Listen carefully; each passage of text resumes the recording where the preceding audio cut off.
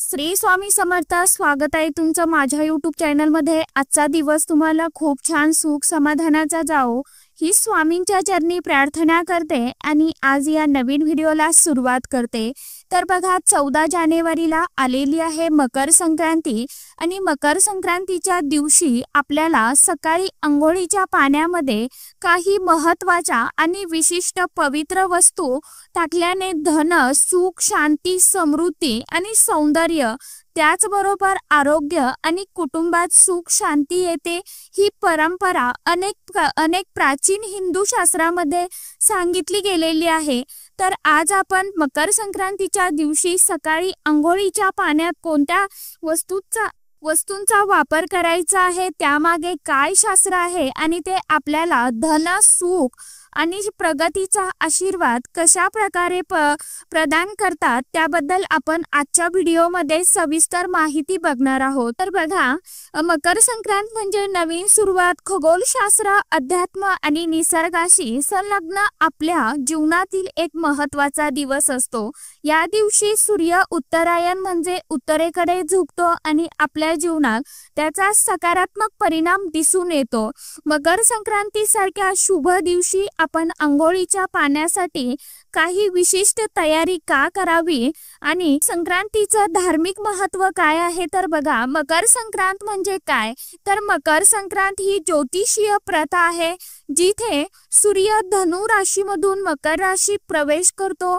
या बदलामुळे नव्या पर्वाची सुरुवात केली जाते, ज्या कालावधीस उत्तरायण म्हटलं जातं।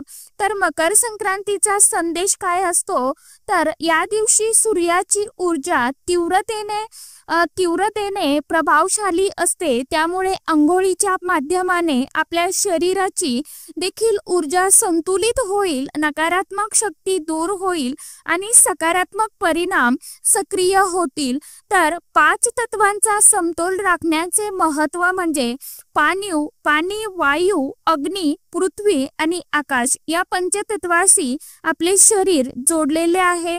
आपण अंघोळीच्या पाण्यात विशिष्ट वस्तू मिसळून ऊर्जा अधिक शुद्ध व प्रबळ करू शकतो।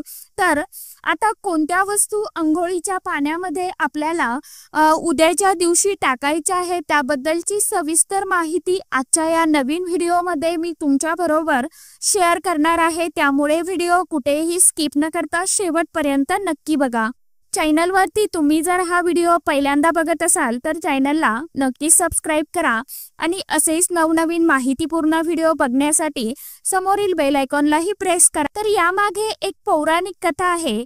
गंगा नदी पृथ्वीवर सर्वप्रथम राजा भगीरथाच्या आराधनेनंतर आल्यावर तिला पवित्र मानले गेले होते। त्या दिवशी अंघोळ करून लोकांनी आपली आत्मशुद्ध केली होती। याचा विश्वासाचा उगम मकर संक्रांतीच्या परंपरेशी जोडला गेला आहे। अंघोळीच्या पाण्यात टाकायच्या पवित्र वस्तू, आता आपण या मागोमाग अंघोळीच्या पाण्यात टाकायच्या वस्तू आणि त्याचं काय महत्त्व आहे त्याबद्दल थोडी माहिती जाणून घेऊया। तर पहिली वस्तू म्हणजे गंगाजल। आता गंगाजल सर्वात पवित्र मानलं जातं, यामुळे नकारात्मकतेचा अंत होतो आणि मनक शांतीला मिळते। तसेच अंघोळीच्या पाण्यात गंगाजलाची 2-3 थेंब आपल्याला मिसळायची आहे आणि अंघोळीच्या पाण्याचं शुद्धीकरण करायचं आहे। कारण वैज्ञानिक कारण म्हणजे गंगाजल सकारात्मक बॅक्टेरिया असतात आणि त्याचं रासायनिक संघटन शुद्धीकरण प्रक्रियेसाठी सर्वोत्तम आहे। तर आता दुसरी वस्तू म्हणजे हळद। आता हळदीला खूप महत्त्व आहे, कारण हळद ही देवी लक्ष्मीचे प्रतीक मानले जाते। यामुळे धनप्राप्तीचे योग आपले जुळून येतात आणि आपले जे नवीन मार्ग असतात तर ते हळूहळू खुले होत जातात। हळद पाण्यात टाकल्याने त्वचेला तेज येते आणि चमक येते, त्या आणि वास्तूतील जी काही नकारात्मकता आहे, दोष आहे, तर ते देखील दूर होतात।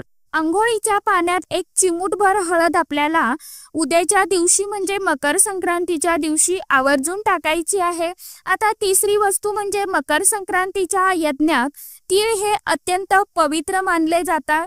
तिळाचं तेल उष्णता प्रदान करतात आणि वायूशी संबंधित दोष कमी होत जातात। यामुळे शरीरातील रक्ताभिसरण सुरळीत होतं आणि आर्थिक आवक वाढत जाते। 3 ते 5 थेंब आपल्याला तिळाचं तेल आपल्याला अंघोळीच्या पाण्यामध्ये आवर्जून टाकायचं आहे। आता चौथी वस्तू म्हणजे गंध, चंदन किंवा कापूर। चंदन आणि कापूर यांना ऊर्जा शुद्ध करणारी सामग्री मानलं जातं। यामुळे घरात शांती आणि आनंद टिकून राहतो। 2-3 थेंब चंदन तेल किंवा अर्धा चमचा कापूर आपल्याला पाण्यामध्ये मिसळायचं आहे आणि त्या पाण्याने आपल्याला मकर संक्रांतीच्या दिवशी स्नान करायचं आहे। हळदीचं पान, तर आता हळदीपत्र हे एक पवित्र औषधी पत्र आहे। यामुळे धनलाभ होतो आणि कुटुंबाच्या आरोग्यात सुधारणा होते। तर आता कशा पद्धतीने करायचं आहे बघा। 4-5 पानं पाण्यात आपल्याला टाकायचे आहे आणि थोडासा गुळ गोडव्याचं प्रतीक आहे। यामुळे संबंध बळकट होतात आणि कुटुंबात एक गोडवा निर्माण होऊन प्रेम वाढत जातं। छोट्या गुळाचा खडा आपल्याला पाण्यामध्ये मिक्स करायचा आहे आणि त्या पाण्याने आपल्याला स्नान करायचं आहे। आता समोरची वस्तू म्हणजे कुंकू, तर कुंकू समृद्धी, आनंद आणि सकारात्मक ऊर्जा याचं देखील प्रतीक आहे। पाण्यात थोडं कुंकू टाका आणि स्नान करायचं आहे। तर आता अंघोळ करताना आपल्याला कोणता मंत्र म्हणायचा आहे बघा। अंघोळीचे अधिक लाभ मिळवण्यासाठी काही मकर संक्रांतीच्या दिवशी आपल्याला विशेष महत्वाच्या मंत्रांचं पठण करायचं आहे। यामुळे ऊर्जा शुद्धीसाठी आता तो मंत्र आपल्याला असा पठण करायचा आहे। ओम गंगेच यमुने चैव गोदावरी सरस्वती नर्मदे सिंधू कावेरी जलेस्मिन सिन्निधिस कुरु, हा मंत्र आपल्याला पठण करायचा आहे।